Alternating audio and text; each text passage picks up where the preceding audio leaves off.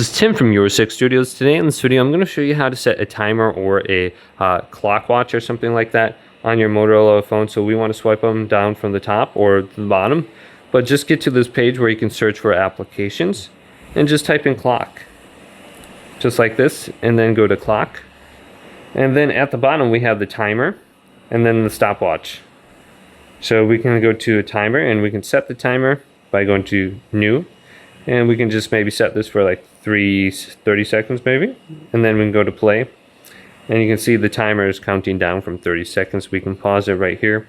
And then we got the other timers, we can delete them.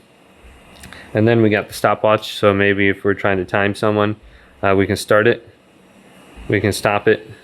And then we also have lap. So we can see the lap for the person.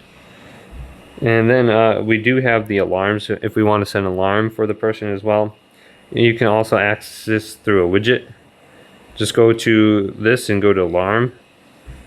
And it'll bring you to this page. And then you got to switch on over to stopwatch or timer.